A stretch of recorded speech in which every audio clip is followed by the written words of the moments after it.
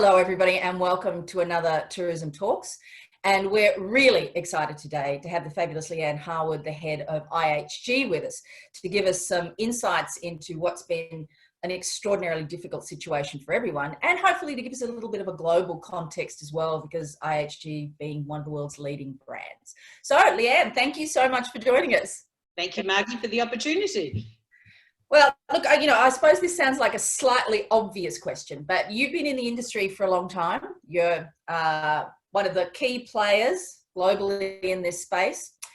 Have you ever seen anything that even comes close to the havoc that's been created by this situation? Absolutely not. And I've been through some pretty hairy situations over the years. And yes, I have been around quite a while in this industry. But look, I was in Vietnam when SARS hit. I was actually in Ho Chi Minh City.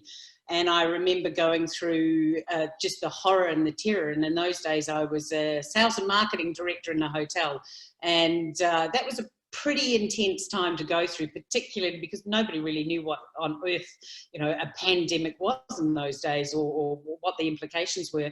And that I thought that was pretty tough. And then, of course, MERS. And then I was in Bangkok a few years ago when we had all of the uprisings over there, and literally had a bomb go off outside our hotel and our office. And I remember running downstairs and seeing some carnage everywhere. And I've got to say, although this is really amazing, because there is, you can't physically see the carnage. You walk outside your door and you see this amazing Australian blue skies, and you keep going, why is life not normal? So it's almost a little incomprehensible to understand the impact to us until you're faced with having to stand down thousands of people, and then it really hits home, right? You're kind of sitting there going, holy moly. So no, unprecedented, I think, is a slightly overused word right now, but it is the word du jour. Well, look, and that's amazing experience in terms of, this does make you the expert managing these situations. So, terrible as it has been in terms of the employment issues, and there are still people who are on your team. And I can only imagine there are, massive challenges in terms of managing people, not only in this sort of virtual environment, but because their reason for being, which is giving everybody great service and a wonderful stay and somewhere safe to be, isn't happening now. No. And how do you reach out to those individuals, right? So we've got across Australasia, so Australia and New Zealand, we've got close to 10,000 people that in some way, shape or form were connected and employed with our hotels. And we've laid off, or stood down, nearly 6,000 staff members. That's tough, right? And how do you reach out to them and do it with empathy, but also acknowledging the fact that, that their lives have been completely upended and are in some really, really tough times. Something that we do through our hotels, and which I quite enjoy, is we have a Facebook group that's a closed user group for all our hotel colleagues, and that's from everybody from the housekeeping staff right through to general managers. And I post live videos to those just to connect in with the staff members. And I love doing it, because when I walk into a hotel, and I look forward to the day when I can do that again, when I can. Absolutely. Exactly. But when I walk into the hotel, the housekeeping staff will come up and talk to you because they feel that they know you and connect with you. And probably one of the hardest things I think I've had to do for many, many years was about 2 months ago, when I had to do a live stream connecting in with the staff, telling them all that many of them were about to be laid off, right? And, you can compartmentalize as best you can as an MD of a business, where you are trying to weigh up the best for the owners, the best for the business, and the best for the teams. But fundamentally, when you walk away, it hits you at some point in time when you're sitting there going, oh, that was, not the easiest scenario. But that forum where we try and stay connected with all of those team members that have left the hotels, that we've got on JobKeeper, thank goodness for JobKeeper, that we've got regular communications going out to all of those team members, still connecting in with them, even though they're not employed in the hotels every day. So that's really important to us, because we really want those fantastic talent to come back to our hotels, because let's face it, it certainly wasn't easy to get great talent before. So we want to retain those great ones that we've got. Yeah, and you know, a great hotel is great staff. It's the experience, the human experience you get when you come into a hotel. Completely. So from your perspective, you know, I mean, there are opportunities in the sooner rather than later when we start seeing perhaps state borders relaxing a little bit, or just the travel piece relaxing a little bit. When do you sort of anticipate, you know, the average citizen is going to say, right, I think I might go and have a glamorous weekend away at a fabulous hotel like IHG, and hopefully some of our other members will be open and operating then, like, you know, the art gallery and the opera house and whatever else? Look, I think that's going to be the critical piece, is giving them a reason to go out and travel. I think there is no doubt in my mind, and personally I can put my hand up and say, you know, as soon as I'm able to, I'm going to be getting in a car and driving somewhere different other than these four walls, and experiencing, you know, one of the fabulous hotels that we've got out there. I honestly believe that as soon as we start to see those restrictions lifted, that we'll start to have people coming back to our hotels.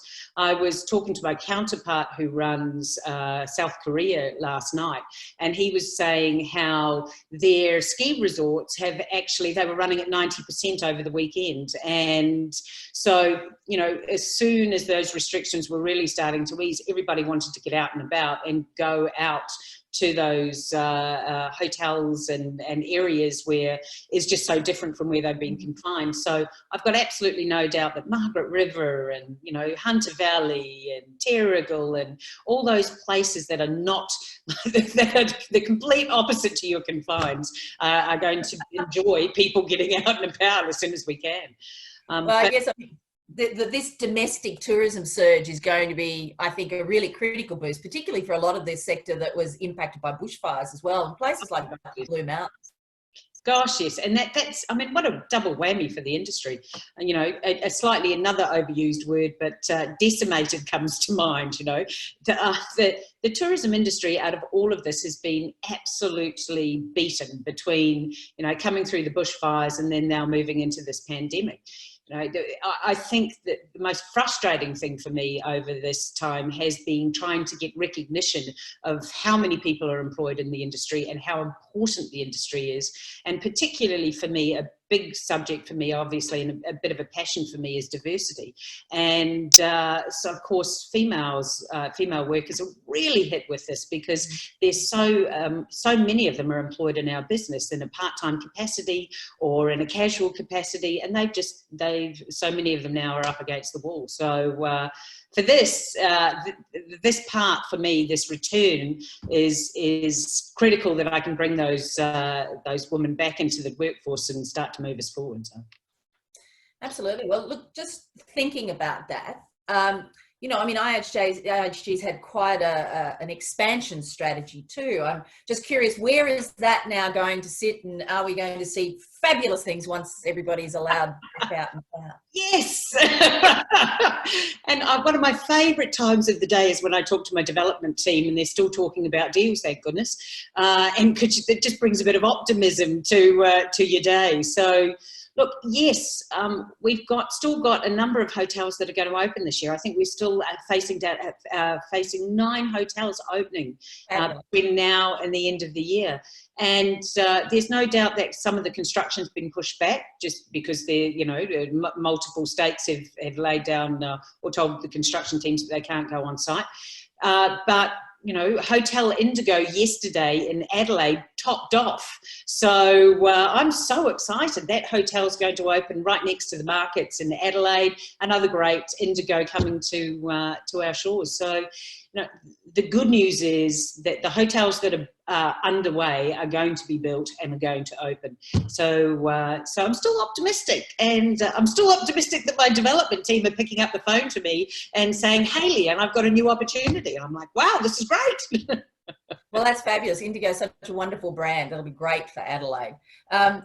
Just in terms of what you're seeing beyond the sort of South Korean and the ski scene, which is wonderful news, What else are you hearing from different parts of the world, and how do you think Australia's sort of stacked up against some of those other parts of the world in terms of managing this situation? Yeah, gosh, it's always interesting when I get on a call with my counterparts, particularly around my region, which is Europe, Middle East, Africa, and Asia. So you talk to the people, or I talk to our Europe leader, and she's talking about Italy and France coming back, and they're still talking about the fact that they've got multiple cases being found, and new cases and new deaths, etc. And I look at Australia and I go, my gosh, you know, here we are with numbers below 20 every day, and you know, such a manageable case, such a manageable amount of positive tests. So I have to say, I was a little bit of a cynic at the beginning. I was one of those naysayers when all of this started, and I had to take a look at the mirror and turn around and go, wow, you know, good on us. We've done a stupendous job. Personal politics aside, you know, we are in the most amazing position where we have the New Zealand Prime Minister sitting talking to, you know, our state and federal government here and talking about a travel bubble. I mean, just phenomenal.